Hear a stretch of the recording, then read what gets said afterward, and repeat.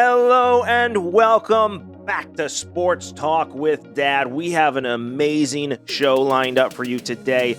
We are going to be talking how Matt Ryan just got spit in the face by the NFL. We are going to talk about Aaron Judge and what you would do with that home run ball. And we are going to, of course, have Brian Makula back to go over the picks for Makula Matata, because when Brian's making your picks, there are no worries. But before we get started, as always, my name is Kyle, and I cannot call this Sports Talk with Dad without the man sitting next to me, a man so old that mammoth was the main course for many of his meals, my dad, Tim. If you're going to do it, you can't screw it up. All right, I got ahead of. I was super excited about the joke, and I messed it up. I used to go to drive-ins, and they put the mammoth bows on, but that would tip over my car, just like on the Flintstones.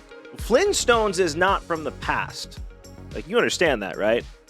Flintstones was made in the 1960s. I know, but Flintstones is a post-apocalyptic society. They are not cavemen from before we walked the earth. They are cavemen after a post-apocalyptic event. The Jetsons are the future. The Flintstones are the past. Flintstones came after the Jetsons. What conspiracy theory websites have you been on now? How have you not heard this before? The Jetsons got a time machine, right? When the Jetsons got in their time machine, they didn't go back in time. The Jetsons are in a time machine? Did I miss That's how the Flintstones and the Jetsons met. Okay, I guess. They got a time machine. But the Jetsons didn't go back in time. They went forward in time. Think about it. The Jetsons are how high, right? Because they polluted underneath. Okay. Well, nature's going to do its thing with the pollution underneath, and eventually you can't live in the sky forever. Something's going to happen. And so the Flintstones are the result of that. The Flintstones came after the Jetsons. When the world is now clear again? Yeah. That's why they know how to make that technology. They don't have the machines to do it anymore, but they obviously understand the concepts, which is why it's all there. Uh-huh. They have dinosaurs. Right, because Earth does its thing. Earth does do its thing. And we aren't going to go down the when I was a kid, it was global cooling. We were going into an next ice age. Then it was global warming. And then it's all of a sudden climate change. And I'll say this because I've told you this before. Follow the freaking money. There are people making a fortune off of climate change. It was global cooling. When they needed to make money off of that. No. You can't deny that people haven't had an effect on the atmosphere. You can't. Look at CFCs. Yeah. CFCs were banned by the world. Correct. Because they were destroying the ozone. So clearly man-made things have effects on the I will also say atmosphere. That humans have the ability to walk and chew gum at the same time. We can use especially in America, use the fossil fuels we have while still developing the new technologies. Because right now, if you're in California, you're told you could give tax incentives to make electric cars instead. I agree. Well, yeah, in California, you've got to drive an electric car. Of course, you can't charge that electric car because they have no way to run their power plants because the guys are making too much money off of global warming. You're going a different direction here. It's the Earth is warming, and humans have stuff to do with it. Is the United States doing a good job with it? Yes. Are other countries hurting it worse and not changing anything? Yes, I agree. But to say that humans have no effect on the atmosphere when we have already proven that we have effect on the atmosphere is bananas. I have a problem with people saying it's settled science when they've only been studying it for 20 years. Nothing's settled science. 20 years? We've been studying weather for 150 years plus. We've been studying weather since the dawn of time. No, we haven't because we haven't had the machines to do it. We've been studying. With machines, 150 years. I'll give you the 150 years. And you know what's happening? We've understood weather patterns since the ancient Egyptians. Yes, the humans have some minor effect in it. A volcano going off is going to do more damage in a nanosecond than the humans have done in 150 years of it since Industrial Revolution. That's not a sports talk topic. We aren't going down this path. I'm not saying that climate change isn't real. I am saying follow the money because some people are making a whole lot of money off of it. You now see what I deal with. I try to level with him, and it just doesn't work. It does work. I get it, but I'm telling you, remember when you were a kid and you came home and said, Dad, we have to pass this tax increase because we have we have to have computers in our classroom, and we're going to have teachers that are fired if we don't pass this tax increase. And what did I tell you? So that was for tennis courts. The first thing they're going to do when this tax increase is passed, if it's passed, you're going to see brand new tennis courts. And what happened? I learned a valuable lesson. Yes, you did. Learn this one too. Anyways, good to see you. I'm still not right on this one. It's been a long week. Anyways, hey, I do want to talk about one thing before we get any further because, hey, we may not agree on the earth being sick as it is, but what we do agree is that humans can get very, very sick, and that is why we brought in our sponsor, Let's Get Checked. You and I just had our test results back from Let's Get Checked. They are a easy, simple solution and discreet solution at home where you can get your testosterone levels checked, your estradiol levels checked, SHGB, you can get your cortisol levels checked, really anything you want in one easy place. The best part about it is if you use the link below and use the code SportsTalk25, you can get a full 25% discount off of your own personal checks. As Kyle said, we did just get our levels checked. I came back completely normal. As a matter of fact, I have way more testosterone for a guy my age. Man. You, on the other hand, they came back completely normal. You need to talk to a doctor. But we wouldn't have known that had we not went through Let's Get Checked. So do your families a favor. They all want you around for a long time. Go and order your kit. Go down here, click the link. Sports Talk 25 is the code to use, and you can quickly get your results. I think after we sent them in, we had the results in 2 days. Not even. Maybe a day and a half tops. And hey, I did learn something. I did learn that my estrogen levels were a little too high, which is something that I'd never look at, which probably explains why I can't grow a beard. But it is something I need to get checked out, and I already have a consultation with my doctor about this to get these issues fixed, which will hopefully fix some of the other issues I've been having. So don't take this lightly. Use the link you see below and use the code SportsTalk25 because it is the only way to get 25% off a test that may alter your life forever. So you don't wait. Again, link below. SportsTalk25 is the promo code you need to use to get 25% off. So I see a football I haven't seen for years. Yeah, I had those tests. I had some other blood tests as well. And it just, whenever you find anything wrong, I'm a sappy person. Maybe it's the high estrogen levels. I don't know. But, it made me think about some ways I'm very appreciative. And I brought out a ball that probably means more to me than any other inanimate object I have in any collection or in my life at all. So this ball right here, it's a very special ball because I was very sick when I was a kid. From the ages of 10 to 12, I probably spent half my life in a hospital. 2 surgeries. 2 major surgeries. And after that, going into the second surgery, I was not in the right headspace. No, the doctor called me at midnight and said, you need to get this kid's head turned around or he's not coming out of the surgery. And he was dead serious. Your mind was not in this. No, it had been 2 years of this nonsense. We couldn't figure out what was wrong. Luckily, we did find the answer right before I went into surgery. But before we even found the answer, I was very fortunate. You had reached out to the Packers, and my favorite player at the time, William Henderson, had reached out and talked to me for an hour and a half about surgery and what you need to do to get your mind right. Robin Yount, who was my favorite baseball player growing up, he sent me an autographed baseball. But again, of all of that, the most important thing is this ball because it comes from a very special place and has taught me.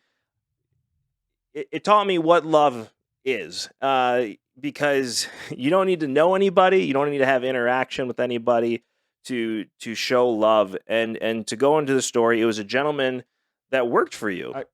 We both worked at the same company. He was a good guy. He played minor league football. He had dreams of getting to the NFL. Obviously, I don't think that panned out. But he was just a real decent guy, decent human being. Yeah, defensive player, and he had a game the weekend before. He made the game-winning interception, and it was a pick six back to the house to literally end the game and win the game. And he was given the game ball rather than keeping the game ball in what probably on a football field was one of his greatest moments of glory. He signed that ball for me and said good luck with surgery and autographed it and put his number on the ball. And of everything I got, this ball has meant more to me because, again, this is somebody who's not famous. This is somebody I don't know. Right. I met once, I think, in passing when I was younger, just going to the office with you. Yep. But I didn't know this guy, and this guy 100% didn't know me from anybody else. He's a 23-year-old, what I consider kid at this point. Didn't know me, but as a stranger, he took the time and took the time to understand, hey, there's a person that may appreciate this ball because he knew I was a football fan, and autographed the ball. And Dad shows up with this football, probably not thinking I'd think much of it. And I got that football and thought about it, and I cried. I really did. It meant so much to me. It brought me down to tears because, again, here's, you dream of football glory, right? When you're a kid, and here's a guy who had football glory. And as a kid, you think, well, I'm going to keep it and put it on my shelf forever. And rather than do that, some complete stranger autographed the football that he earned and gave it to me in order to get me in the right mindset for his surgery. And I've kept that ball ever since. Unfortunately, went through a flood, so I can't really see the signature anymore, but I cleaned it up the best I could. And I that was the one thing I wasn't going to let go, no matter how damaged the ball was. I'll clean it up because that means more to me than anything. He was a great guy, great kid. I mean, and he knew what I was going through as a parent because he'd seen me come in the office. There were a couple of days I was a mess because we just didn't know. Nobody knew. And I wasn't expecting him to do this. He comes into the office on Monday after his game, and he hands me this ball and tells me the story about catching the game-winning interception and going for a pick six, and says, "Here, give this to your son. Maybe it'll help him." Yeah, and I've never seen him since. Unfortunately, the signature wore off, so I can't really tell the name anymore of who the person was. But man, it was a Madison Mustangs.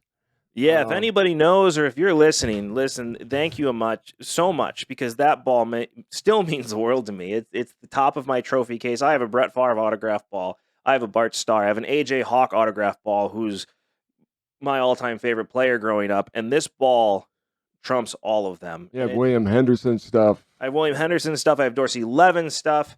I don't have Darren Sharper stuff anymore. Yeah, that's gone. But of all the memorabilia that I have, this stands on the top and will always stand on the top of my trophy case. And it just goes to show, man, if you are in a situation where you can do the smallest thing to help somebody, you don't know the impact that's going to have on their life. And I guarantee he didn't understand the impact that ball's had on my life. He defined paying it forward.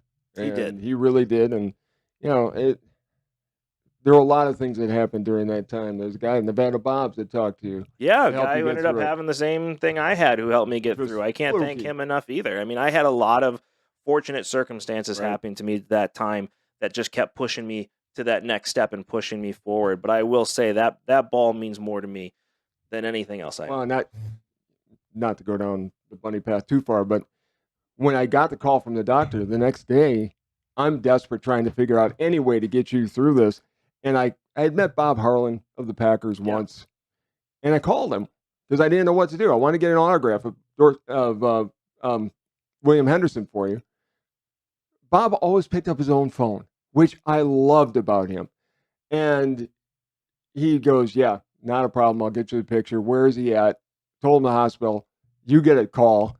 And William Henderson was in his early 20s at the time, too. Yeah. He was maybe a second year in the league. And he talked to you for that. A little bit longer than that. Maybe, but he talked to you for 90 minutes. He took 90 minutes out of his time before a football game he was getting ready for that week, and he talked to you about how to come out of it. It was an amazing series of just people giving of themselves to help a kid who didn't even know what was wrong with him. I mean, Susan Kreckman has a special place in heaven because she's the one who figured out what it was. And when everybody else never gave up on you, came in and saw you going through an attack and said, yeah, if your wife ever gets pregnant, if you ever have a wife that's pregnant, you can tell her, you know exactly what pain she's going through. They actually had me on the pain scale things they had back then, and they said, yep, you're pretty much feeling labor pains right now. I was like, oh, this is terrible. I don't ever want this again. But no, it does show that small actions and just again, going through things, finding out some different blood work and stuff. I thought it was important to make sure I brought that out to show, little goes a long way. Not just a long way. A little can make all the difference in the world. And that ball has made all the difference in my life because it's a reminder to me every single day to be a better person. And I love athletes who do it without ever. And Aaron Rodgers is one of those guys. Yes. He does a lot of stuff for people you never hear about. He does. Cam Newton was that way as well. So was J.J. Watt. And it's just... So anyways, thank you to all those guys who are reaching out. And you don't know how much you might be helping some kids when they need it the most. I agree. So, we did have a death this week I wanted to bring up to you because I don't think you're going to know who this guy is, but he's a guy you should know. That's a great segue. Let's talk about something, sappy, and then, let's talk about death. Yeah. Okay. I actually was making a good segue until you jumped in on that. Maury Wills passed away. For those of you who don't know more, I knew you don't. He played for the Los Angeles Dodgers back in the early 60s. He actually won the MVP back in 1962. And the reason I liked him was, you know why he won the MVP? Clearly. Was not because he was a big power hitter. He broke Ty Cobb's record for stolen bases. He stole 104 bases. He was a small guy, shortstop, amazing player. Nice. Won the MVP that year, was a leader of the Dodgers for many years. And so it's a stolen base record that actually counts because it wasn't in the dead ball era. And it also wasn't done with a bunch of juice flowing through your veins to make. I don't know that. No, he didn't. I mean, he was just a class act and a great player. And he was 90 years old. He had a great life. These are not. It's a celebration of life. It's a celebration of life. It's not a sad thing. You celebrate their lives when you get to live to that age. But a former player that I love to watch because he did play the game very hard nosed, and sadly he passed away this week. So there you go. That's the end of that story. But at the same time, it's not. You can't really say it's sad when somebody who's 90 passes away, but it's definitely a celebration of life, and Yes. and it's. So I've got other celebrations for you. Did you know there's a Toy Hall of Fame? No. There is a Toy Hall of Fame, and there is a voting going on right now for the next set of toys. Now, granted, I think some of the things that are in the Toy Hall of Fame is the stick and sand, which is weird. Well, officially, this is as dumb as Kurt Warner getting the Hall of Fame. But up this year. Is Kurt Warner the sand of the Toy Hall of Fame? I love you, Kurt. I'm liking you more and more all the time because thankfully you... Or is he the stick? Up for the class of 2022 finalists are Bingo, Breyer Horses. I don't even know what that is. Bingo's not really a toy. It's a game. Well, Toy Hall of Fame. It's a toy. Catan. I don't know what that is. Light Bright, which I do know what it is. Nerf Toys, which I didn't. How can that not already be in the How Hall can of Light Fame? Bright and Nerf not be in the Toy Hall of Fame already? I don't know. Masters of the Universe is not in the Toy Hall of Fame. I can see why that one's not in. The video game. No, it was actually a cartoon. Was it Master of the Universe with He-Man? Yeah. Yeah, that was back in the 80s as a cartoon. The He-Man toy, if they're talking about like the toy, that makes sense. Because that's what it was. It was a giant toy commercial. It was just like some of the Pinata is on the finalists. It's not a toy you treat very well. Phase 10, I don't know what that is. Pound Puppies. Phase 10's awesome. I used to play with grandma all the time. Okay. But again, it's a game. It's not a toy. Pound Puppies. Yeah. Racco. I don't know what that is. I think it's a game. Spirograph. That should be. It's not a toy. It's a tool. No, Spirograph is something I played with a lot when I was a kid. Right, but it's like an art thing. Right. It's a toy. I think we are loosely defining toys here. Well, it's not me who's defining it. It's these people. I've heard two toys this whole time. Nerf. I've heard Nerf. Pound Puppies. Okay, 4 toys. I'll give you 4 toys. I've heard Nerf, I've heard Light Bright, I've heard Pound Puppies, and I've heard He-Man. Well, if Spirograph is in the same category as Light Bright. No. Yes, Light Bright is a little artsy thing. You make smiley faces, you make clown faces, which you hate. Spirograph, you make pictures and circles. How is Nerf not in there? How is Light Bright not in the Hall of Fame already? I have no idea. How can you have bingo on a list? It's a game. Call it the Toy and Game Hall of Fame. Bingo's not a toy, but Nerf has been around since forever. The early 1970s. You know who came up with Nerf? Yes, you've told me the story several times. Then But who is tell it? the audience. Who is it? The kicker from Minnesota. Fred Cox, who had a friend, a chemist that lived down the street and said, hey, and Fred knew somebody at the toy company, and they signed a contract with him. There was no end date on his royalties. His family forever is going to get royalties from Nerf, and that's brilliant. He is my hero. He is my hero. Yeah, Nerf is outstanding. I mean, it's Nerf or nothing. I grew up with that slogan. It was, if you showed up in school with a toy blaster that wasn't Nerf, you couldn't sit at the table anymore. It was Nerf or nothing. And when Nerf came out, and I was probably 10 or 11 years old. It was only the football. Jeez. It was only the football. Yeah. So it's still a big one as the football now. I love Nerf. I do too. And Light Bright, how is that not in the Hall of Fame? I don't know. And everything else isn't a toy. Spirograph is a toy. Everything else isn't even a toy. But hey, we did talk about baseball. I do want to get into something awesome here because I honestly want your opinion. And it's kind of a question about morals. Okay. I've got those. So my question to you is, Aaron Judge just hit his 60th home run. Only 2 away from setting the all-time record. 2 away from setting the all-time AL record. Major League record. AL record. Major League record. Yankee record. All-time Major League record. He's 2 away from hitting a lot of home runs. He's breaking Roger Maris's all-time single-season home run. He's 2 away record. from hitting 62. Right. 62 is a very important number. It is. Say you're in the stands for number 62. Okay. You catch the ball. You walk away pretty bruised. Yes. Because you're gonna get punched. And you're probably in New York. And you're probably you're gonna get your ass kicked pretty hardcore for that ball, just like the guy who caught Barry Bonds' ball. And you catch the ball and you leave. It's a worthless ball. No. Anyways. The guy who blew it up is my hero. He didn't blow it up. Put asterisks on all four sides. It's my hero. But anyways, are you gonna let me continue to ask this question? Ask the question. Jeez. So you catch the ball. That ball worth $500,000 by estimates. Worth $500,000. But it's not really your ball. I didn't hit the ball, but I caught the ball. Possession is 9/10 of the law. So Correct. by all accounts, you now own that ball. Do you give the ball back? Absolutely not. Or do you keep the ball and sell it? Okay, here's the thing. Mr. Old School is going to keep the ball. Hold on. How dare you? I know. How dare you? Fine. I'll give you my reasons why. Aaron Judge hit the ball, and he's also a multi-millionaire. About to sign a massive contract after the season. Dude bet on himself and is about to break a home run record. Correct.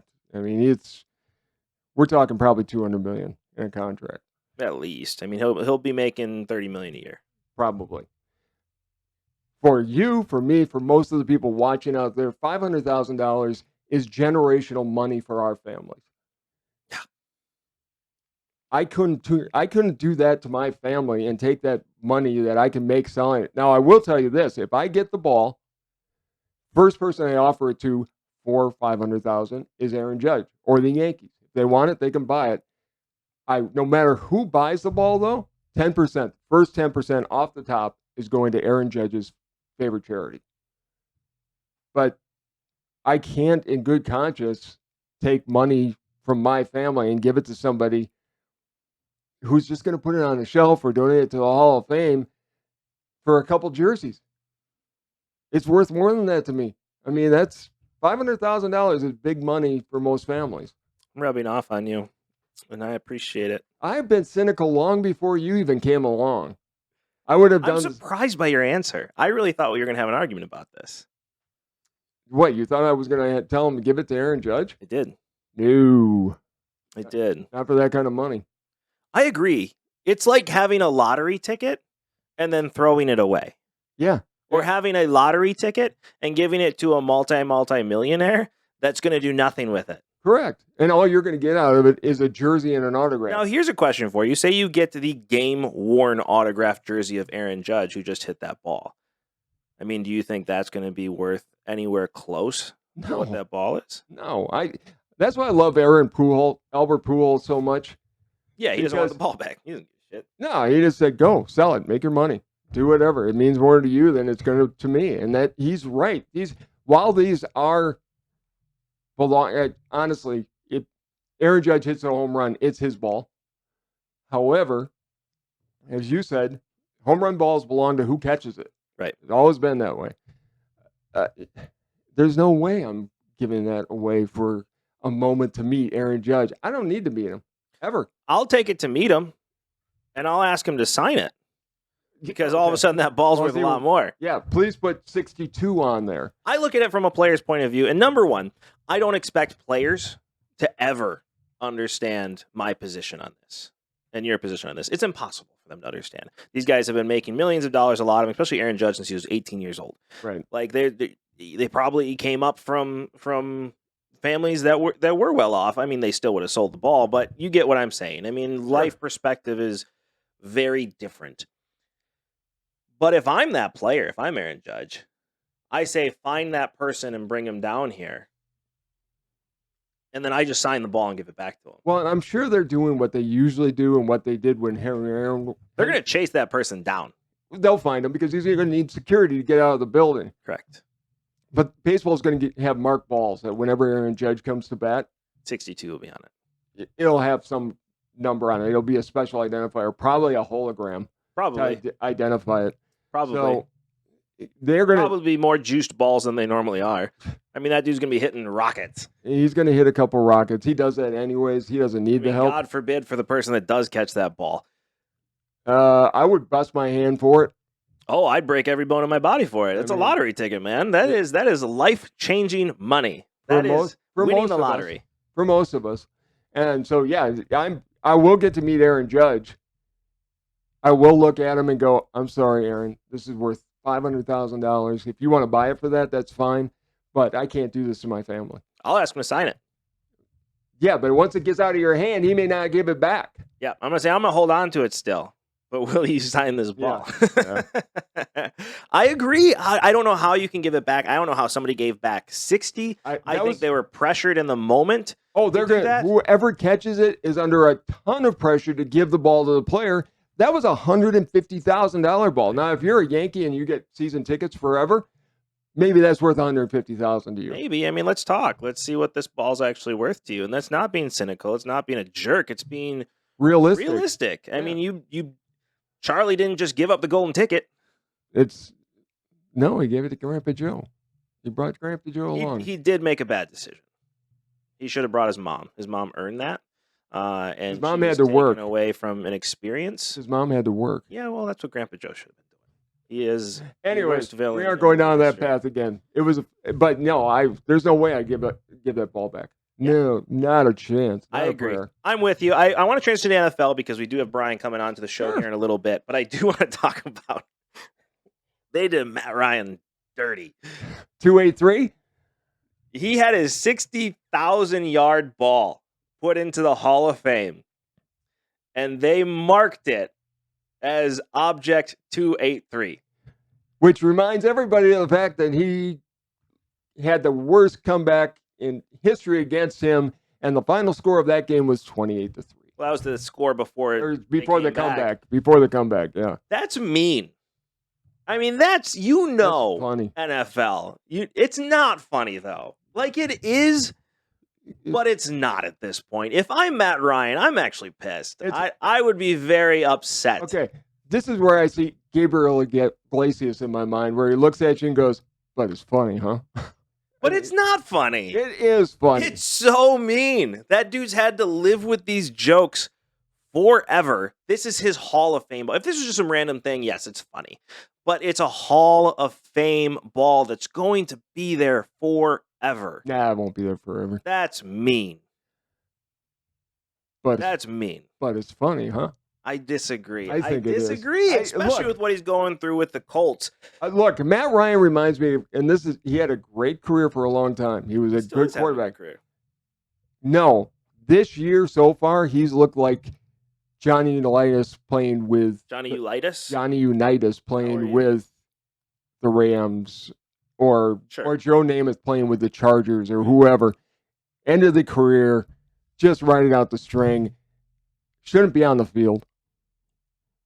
If the first two games are the Colts are a good team, and Matt Ryan is leading them down a path where they don't turn it around, they're not going to make the playoffs. Yeah, I mean, they've cost us some points because our picks are not looking good so far. Yeah, and Brian's, of course, are looking great, which I hate him for. But he also called the Broncos being terrible, which I'm sure he's going to brag about here in a second. They are not terrible. They're just finding their way. Well, I tell you what, let's talk about that with Brian, because it is now time for the greatest name segment in sports show history. It is time for Makula Matata, because when Brian is making your picks, it means no worries. Coming from sunny Florida, we have the man, the myth, the legend, Brian Makula. What's up, dude? Hey, how are we doing, guys? Good, man. Good. Hey, I want to jump right into this from the gates, because what a week last week, completely changing the scope of the NFL. Oh, it was absolutely bananas. The only thing crazier than week one, I think so far, is week two, and this is just off to be a completely unbelievable season if it continues to be this nuts. We haven't figured out half of the teams, whether they're good or bad or what they are yet. And just when you think you've got them nailed down, they completely surprise you. So it's really exciting. Makes it tough to pick, but it's great television. Well, listen here. There's two games that I want to talk about last week to get your opinion on before we move on to the picks, because I know you got some hot takes coming into this upcoming week. But first and foremost, Baltimore and Miami may be the greatest regular season comeback at least I've ever seen in my lifetime. Well, we need to dig into the archives a little bit. I'm sure there's been some other spectacular ones, but definitely within recent memory, that fourth quarter comeback by Miami is we're going to be talking about that for quite a while, especially with the potential playoff implications in both those divisions. So that one could be one that comes back to haunt Baltimore, and it could be one that Miami fans are celebrating when the season is done. So is Tua for real? I mean, the dude just tied Dan Marino and Bob Greasy for the all-time touchdown record in Miami for a single game. Yeah, he was very impressive in this game. In my opinion, it takes more than one game to create a trend, and I'm not going to be on board 100% until I see a little bit more, a larger body of work at that same level. But man, he's looking good so far this season. This could be his breakout year, and one way or another, we're going to find out who Tua Tagovailoa is by the end of the season. Well, I'm an overreactor, and I am on the Tua bandwagon now. Of course you are. Of course I am. I'll hop off as soon as he's bad again. Now for the game that everybody was talking about last week, Dallas-Cincinnati. Dallas and Cincinnati, yeah. You talk about a couple of teams that we thought we knew where they were going and then just pulled the rug right out from under us. Cincinnati, of course, coming off the Super Bowl last year, very competitive in week one, even though it didn't go their way. A couple of picks messed them up, but they looked like they were ready to get back to prime time, and they just fell apart in Dallas. And it's a Dallas team led by a backup quarterback. We thought their season was effectively over, and their defense just rose to the challenge and showed us that they're not going anywhere. And Cincinnati, on the other side of the ball, might really be in some trouble, especially in a loaded division. Well, here's my question about Dallas. Will Sean Payton be coaching Cooper Rush next year, or will he be coaching Dak Prescott again? I think they're in it for the long haul with Dak Prescott. He's definitely a better quarterback than Cooper Rush, although Cooper Rush is showing himself to be a very good backup. Also, you've got the contract situation. They gave Dak Prescott an awful lot of money to play quarterback, and I don't see them moving on from him until that contract is fulfilled. Sort of the Zeke Elliott situation. They backed up the Brinks truck for him, and now even though he's underperforming, they're married to him, and they got to stick with him. I see Dak going in a similar direction. Mark my words and mark this episode. You ready for this? Dak Prescott is a Seattle Seahawk next year. Oh, that's a bold take. It's a bold take. Not a Geno Smith fan. Geno Smith has looked great. I'm glad to see him get a chance. I think he's matured a lot from the time he was with the Jets, and I think that shows, which is good because he was very immature coming out of college. But I do think that Dallas is ready to move on, and I do think that they're going to make the trade, and I think Seattle will pay for Dak. Seattle picks up that contract instead of looking for a guy in the draft. Interesting. You could be right. We'll have to wait and see. It's X on the spot on this episode because that's my thought. The other one was Cincinnati. We've talked about it. Cincinnati tried to fix their offensive line, and they failed miserably. This is the same issues they had last year, and they got lucky that they went on the run. But, man, Joe Burrow's about to go the route of Andrew Luck here. This guy can't stay on his feet. My son, the king of overreactions. Well, it definitely doesn't look very good after 2 weeks. You do have to remember there's fewer preseason games than there used to be. It is a rebuilt offensive line, and they haven't had the time to get on the same page together. And clearly they're not. They're not communicating well. They're not working as a unit. And of course, an offensive line, you can have the best talent in the world. If they're not working well together, they're not going to be effective. And we're just seeing complete ineffectiveness from them, both protecting Joe Burrow and in creating lanes for the run game. It's really causing havoc for their offense. Well, and hey, that's there is a lot of talent there. Like, listen, you have an offensive line, pass protection's communication, so I understand what you're saying from that. Running lanes are guy versus guy, literally pushing people out of the way. I get there's gaps and stuff, but normally when it comes to offensive line, when there's communication issues, you're going to see issues in the pass protection, but you don't see it in the run game. So the fact that they're struggling in both blocking for the run and pass protection, if I'm Cincinnati, I'm concerned. I agree with you. I think there's some real concerns there. I do think they've got a lot of talent there, and hopefully, I believe they'll figure out their issues and become an effective unit. The question is, will it be too little too late and they're already out of the running?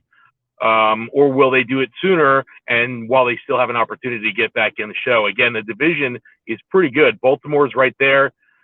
Cleveland, we'll see what happens with them. Pittsburgh, perennially good, even with what we think is a temporary quarterback situation. Their defense is solid. That's going to be a difficult division.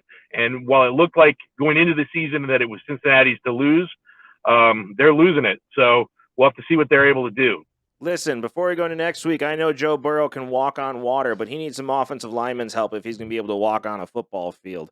Going into the next week, we've been talking about Dallas, and there is a game that I know intrigues you because it sure as hell intrigues me. You have the Giants versus the Cowboys, the 2-0 New York Giants versus a reeling Dallas Cowboys team. What do you think is going on in New York, and where can I get whatever they have?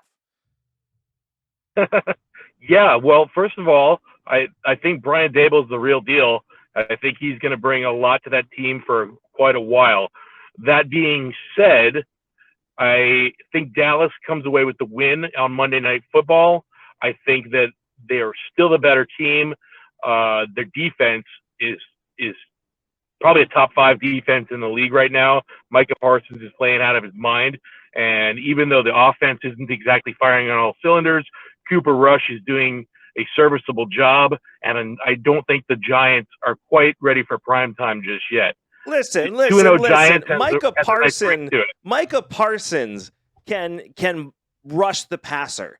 And they need to move him to doing that full time because Micah Parsons can't cover me at the wide receiver position. Like, he's jumping routes, and that's where his interceptions come from. But I hear this all the time. Micah Parsons is a god. Micah Parsons can't cover.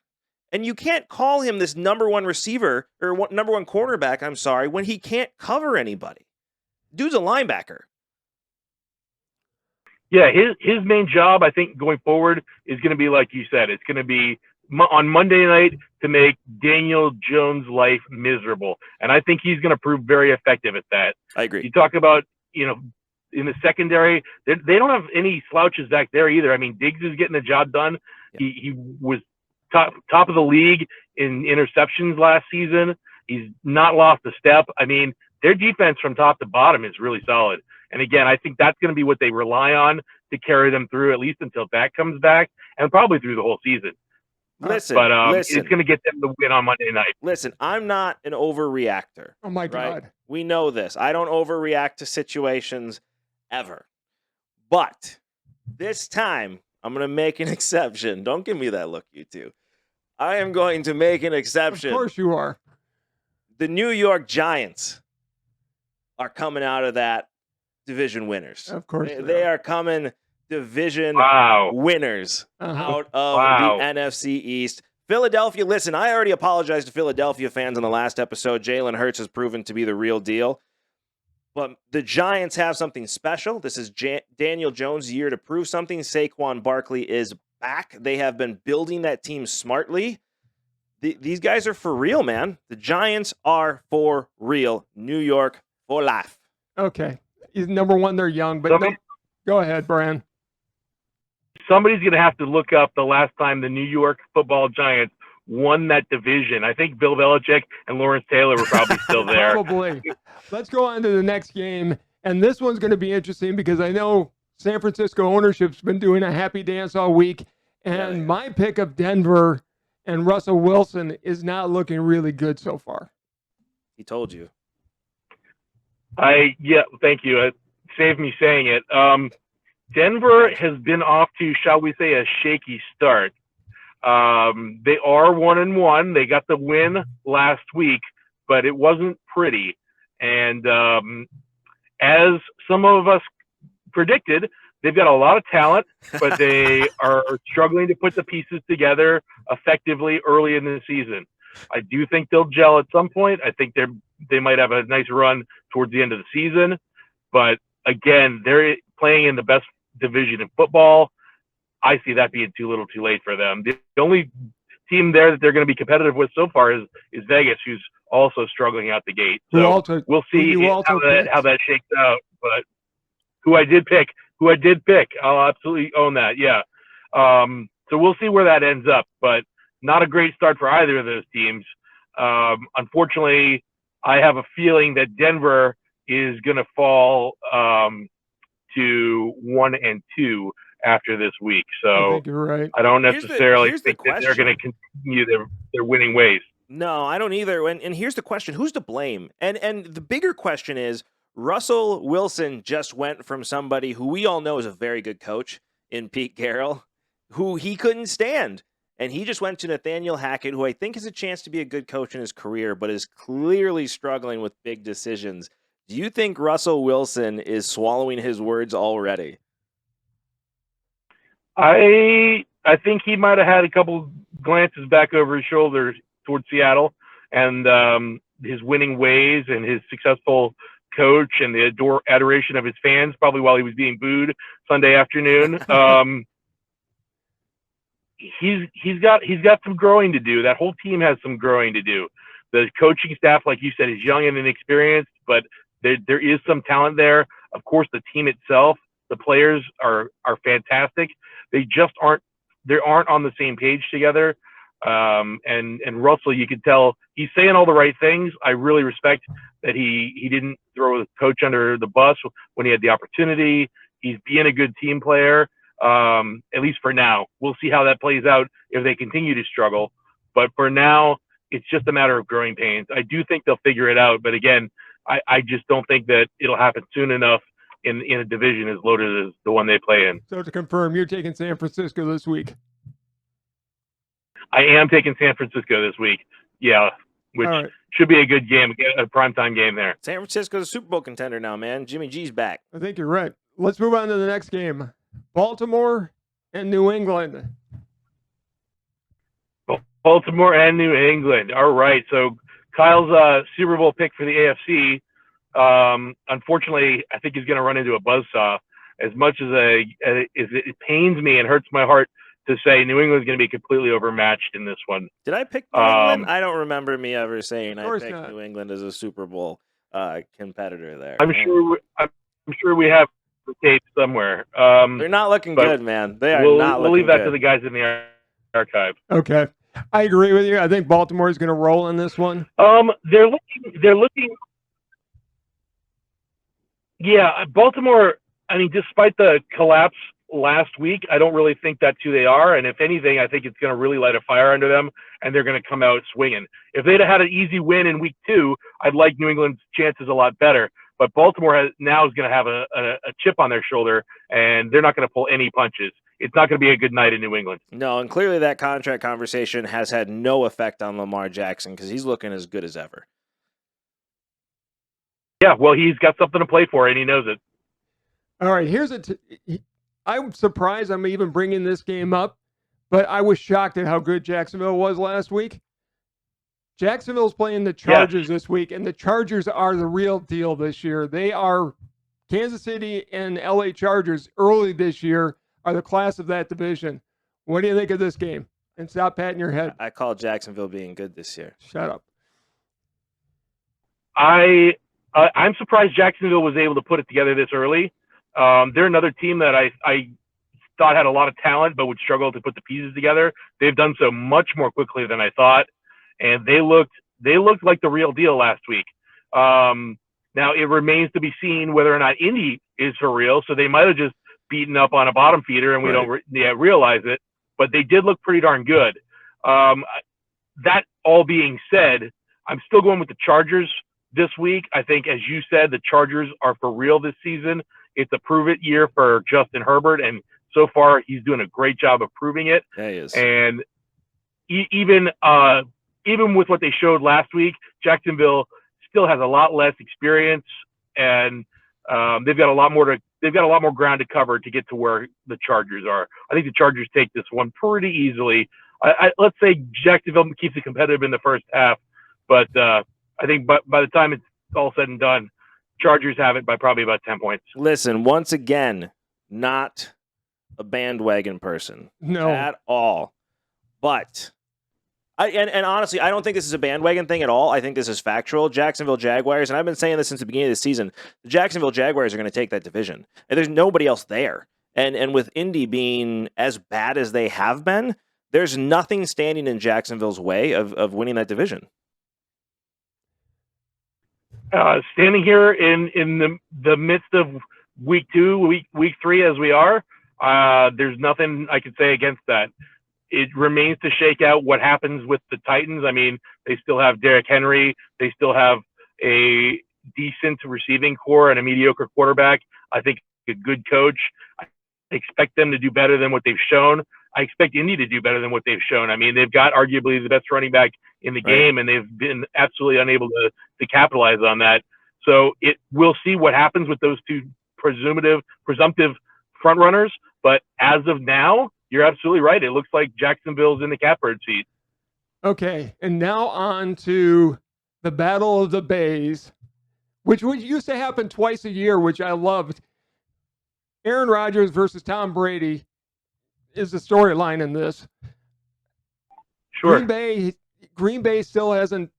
They look good, but they were playing Chicago. Green Bay is back. They are Super Bowl contenders. They look as good as they did when they went 15-1. This reminds me of the 2011 team or 2010 team, that won the Super Bowl. Aaron Rodgers is once again going to be an MVP. He's going to be a 3-time in a row MVP, and the Packers are going to be hoisting the Lombardi Trophy with Aaron Rodgers taking a sip of ayahuasca on the podium and riding off into the sunset. The only reason I don't shut off his mic is he's got the board over there. That's right.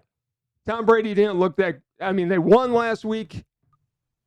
He's looking his age. he doesn't get to practice Tuesdays and Wednesdays because Giselle told him he couldn't. What's your take on this game? I think it's going to be. I've got Tampa Bay winning this. Of course you do. Largely, that comes down to the home field advantage because it is in Tampa. I think this is going to be a closer game than we think. It's a battle of two great quarterbacks, neither of which has a receiving core. So if Tampa Bay were at full strength, I think they would win this easily because their roster has a lot more talented skill position players. But as it's going to shake out, they're going to be without Mike Evans because of the suspension. They're without Godwin because of the injury. And to be honest with you, the other guys on that roster didn't really step up against New Orleans. And I'm not sure that they'll be able to put up a much better showing against the Green Bay defense on Sunday. So I think you've got two quarterbacks who are going to be frustrated, honestly, at their inability to move the ball. You're going to see a lot of run game and you're going to see a lot of defense, and it might come down to who makes the big mistake. But I did give this one to Tampa Bay, really in almost a coin toss, but I went with the home field advantage on this one, and they're my pick. So Green Bay is going to go as far as Aaron Jones is going to take them this year. But the one thing I did notice, and granted it was against Chicago, Rodgers made Allen Lazard, who was a third-string wide receiver last year, he made him look like a number one this year in that game against Chicago. Who knows if he'll do it all season. But the great quarterbacks do that. Brady's done it several times with different wide receivers. It's going to be interesting to see how long it's going to take the Packers to gel, if they will, through the season. Yeah, and we'll really find out who Allen Lazard is, if he's the guy that can step up and be a number one. Can he face your best cornerback? Can he face double coverage and still get open? We'll learn that as the season progresses. Honestly, I don't think he's that guy, but he could surprise us. We could find out something about him that we haven't seen before. Look at Aaron Rodgers in the past, though. You don't need that number one guy. What you need is one-on-one coverage. Because if you have one-on-one on all your receivers, one of them is going to be open, and Aaron Rodgers is able to do those progressions faster and more efficiently than anybody else I've ever seen. So you don't need that. I think this is going to be a huge benefit, and all I'm hearing is that you have Tom Brady and Aaron Rodgers on even footing, and may the best quarterback win. And Aaron Rodgers is going to prove to the world that his hippy-dippy haircut outweighs Tom Brady's clean-cut ass all day long. Well, the history and statistics disagree with you, but you have every right to be wrong on this. Thank you. Well, and I will go to my grave saying this. Tom Brady's great for this generation. He's not the GOAT, because I'll still go with 5 championships in 7 years for Bart Starr. He is the true GOAT. But anyways, that's not what we're here to talk about. It's your show. That's right. And you do represent the point of view from the past, so you're doing your job well. Hey, thank you very much. I just never understand how people outrank Johnny Unitas over Bart Starr. That's the one I don't get. Like, people say that Johnny Unitas was better than Bart Starr. I don't get that one. Like, clearly Bart Starr has all the pedigree. Same era. Yeah. At least they played in the same era. It's an apples to apples comparison. Right. But yeah, I think we're. Look, it's very difficult to do a quarterback from the early days of the league with a quarterback now. You can't compare a quarterback today with a quarterback from 20 years ago. I mean, the game has changed dramatically. So Tom Brady could have played in the 60s. I think he's tougher than people give him credit for. Bart Starr certainly, absolutely could have adjusted to the passing game he'd have in today's game. Other guys couldn't say that. I mean, I don't know that some of the other quarterbacks from this generation could go back and take the pounding that they did week in and week out. Brian, just take the loss. I'm trying to still convince him that dead ball era stats don't count in today's game. Yes, they do. I don't know that you could put Bart Starr in the modern era and that he'd walk away with 7 Super Bowls with 2 different teams. I don't think that that's probably ever going to be done again. And at the end of the day, I do kind of hang my hat on that statistic, but. Because Bart Starr would never leave Green Bay. Yeah, he would have had 7 championships in Green Bay.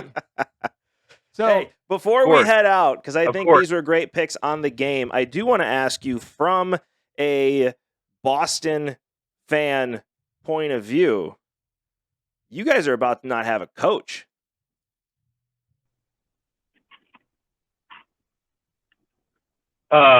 You're talking about the Celtics. Belichick? Celtics. Oh, the Celtics.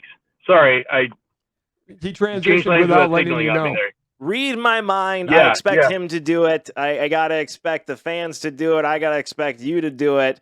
You guys just got to know where my mind's going here. So, Brian, Dangerous game you're playing. tell me what you think on this, because I don't know the rules the Celtics have, but from what I can tell, it's two single adults that had a relationship. She didn't report up to him. And unless I'm missing something in the story, I don't know what he's done wrong. Yeah, I'm with you on that. I think it's ultimately going to be much ado about nothing. It's the off season in that sport, so there's not much to talk about. And of course, we try to invent storylines and invent some drama so that there's something to discuss while there aren't any games going on or a draft or anything of actual interest. I don't see this being a big deal in the long run. I think it's just something that the NBA can throw out there during the time of year dominated by another league, so that we get us all chatting about them a little bit. Listen, I think this is a huge deal. I think this Tell me. This is the integrity of the Boston Celtics. This man has not only hurt his team today with his actions, he has hurt the likes of Bill Russell, of Larry Bird, of Kevin McHale, of Brad Stevens, of Kevin Garnett. Every person that has worn a Celtics uniform has to hang their head in disgrace because their coach is about to be suspended for a year for doing nothing wrong. It's a shame. Well, as Boston fans, we're accustomed to our coaches and players being suspended for doing nothing wrong. So we'll get over this one. Touche. Wait a minute. You aren't referring to Brady or Belichick because they're both cheaters and they both needed to be suspended. Mm-hmm. And that's the end of Makula Tata for today, I guess. Yeah, how long is the segment supposed to run? Because we're opening up I think we're going to have to save this ongoing war that has been going on this really entire show between you two, and we'll have to save it for another day. But hey, this is every time you're on, I love it. It's great. You bring great insight. Thank you again for taking the time today to join us. Thanks, Brian. Absolutely. No, I appreciate you guys having me. Thank you. Talk to you later. Bye-bye. I don't know if the Celtics are going to survive this season without their head coach. They don't have anybody else on the bench. The other guy left for the Jazz. I mean, Brad Stevens is going to have to come down. They'll find somebody, but I need there has to be more to the story, because as it stands now, I don't see that he did anything wrong. She doesn't report to him, so it's not a employer-employee situation. He's a single guy. He's separated from his I don't know if his wife or his girlfriend, but they're separated. They're both single. They're both adults. They're both consenting. There's 100% more to this story. Well, we'll see if it comes out. Maybe Brad Stevens was dating her too. Don't want to know. Man, that would be pretty funny. But hey, there's another thing going on right now. So the NHL is going to be playing their first game in Prague. Okay. In Czechoslovakia, which is a place I've always wanted to go to. Historically, beautiful, it's an amazing place. Yeah. It's never been knocked down. It's one of the few cities that stands the way that it always has, because they just always surrendered when anybody else came in. Like the French. But the Czech Republic is saying they are not going to allow Russian players to play this game. They said Russian players are not allowed into Prague because of what's going on in Ukraine. Look, I don't have a problem with that. I'm sorry. Putin came out yesterday threatening the world with nuclear war. He always does. No, he doesn't. No, it's gotten worse. He's right now, he's either sick or he's just demented or whatever. But the world has to turn against Russia, because you can't invade another country, number one. And Ukraine was doing nothing. They were just living their lives. They're going to join NATO. I don't even think that was on the plan. Now it is. But you know what? Russia invaded them. Russia needs to be ostracized. This is not against the Russian people. From what all That's what makes me sad. Nice like, if you take out of it, it's people, right? And I feel really bad for the Russian people, because they are being ostracized because of the work of no other way to put it. A madman. Yeah, that's what I was going to say. I don't know why he's doing this stuff. I really don't. But I can't blame the Czech Republic for saying no. I'm surprised in a lot of ways with what's going on with Brittany Griner that the U.S. hasn't said the same thing. Look, there's a lot that goes into geopoliticals. Brittany Griner broke the law. Brittany Griner broke the law. She did something wrong, but she does have a very extreme, harsh penalty for doing just that. Well, and she was a political ploy. Again, she did something wrong. She's still a political pawn. She broke the law, but she is, by all accounts right now, a political pawn in the worst kind of way, and I feel terrible for her and her family. Again, did she put herself in that situation? She did. She made a mistake. Nobody deserves this because of a simple mistake. Well, okay, except for the fact other countries have very harsh laws against drug use, and if you end up in Turkey and they're caught with that, she may never see the light of day again. Oh, you shouldn't be seen again. You know, it's one of those things. The fact that she is a political pawn right now maybe saved her, but maybe. I feel bad for her. I do. It could have happened to a number of different people. Because I guarantee she's been to Russia with that stuff before, and it hasn't been a problem. She goes there all the time. And so I think she won't go again. No, and she won't. And none of the WNBA players are going to Russia anymore. But listen, especially if it was the case where, hey, she's gone over the border before with this and nobody's cared, and now all of a sudden they do care, yeah, that sucks. Well, she should have known better. She knew the politics and what was going on. She should have. I believe it was a mistake. She still doesn't deserve this. And I do believe, why are we letting Russian players play in the United States right now?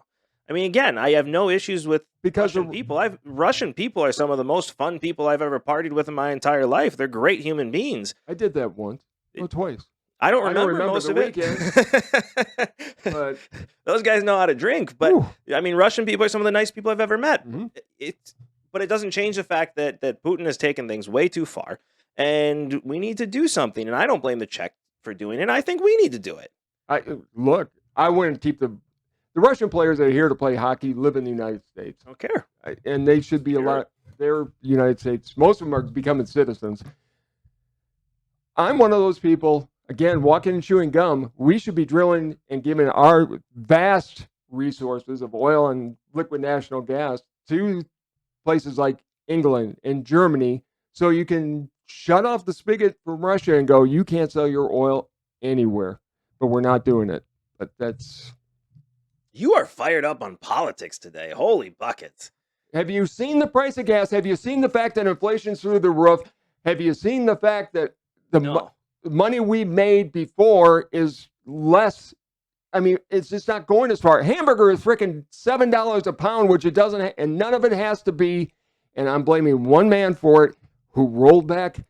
Oh, let's not drill for oil at all. Let's not do it at all. Let's just go back to Harry Truman levels. That's not going to affect American and average citizens at all, is it? I don't think it's fair to blame Gandhi for this. I'm not. Yeah, I know. Well, he's a nice guy, but he's dead, so you don't have to. I mean, of all the people to blame, I mean, one guy. I mean, Gandhi is not the person you want to blame for this. No, and I'm tired of politics on both sides. Doesn't sound so. I am. You sound very old man fired up right now. I filled my tank. That's why. Sure. I've noticed. Okay. I also. Okay. The FBI is now going to come to my door. Yeah. Rightfully so. No. This was supposed to be a nice conversation. It was. And I'm not bringing up any of this. This is awful. Time to end the show. I think so. I think we've just lost half our audience. No. Because they're like, oh my goodness, this is a political show because you just have gone off the deep end on me today. I'm off the politics. I'm done. Wow. Feel better? Is it? You know what it is? You had your surgery. I had a procedure done. They opened you up. That's a surgery. No, they put a needle in me. All right. We'll blame it on that. But how's your back? Back is feeling better. Good. Dr. Stouse is amazing. And if I ever see that drunk driver again, I'd like to have him in a room for a few minutes. Now will you go to the gym with me? Yes, actually. Now I can try to go to the gym. I can't do... Look, unfortunately, that getting hit by the drunk driver has severely hurt my mobility. Yeah. In a big way, and you've been witness to it. I have. It hasn't been fun to watch, but I'm glad you're feeling better, at least after the surgery. I do think we've had a lot of fun today, and it's time to end the show because you are getting old man crabby. I'm afraid to ask, but before we head out, in the name of tradition alone, any last words? You're worried, aren't you? I'm terrified right now. Hug your family, hug your kids, and realize that no matter who's in office, somebody else will be again. Things like weather move in tides. They get better, they get worse, they get better again. And I'm an optimist, and better things are coming our way. Yeah, that was bad as I thought it was going to be. That was as bad as I thought it was going to be. Thank you so much for watching. I apologize for him. I will make sure he has his old man diaper changed or has his binky or whatever he needs to make this not happen again on the next show. Thank you. I'm doing it with a smile. I'm kidding. It's all good. Sure you are. Thank you so much for watching. This has been Sports Talk with Dad. Bye, everybody.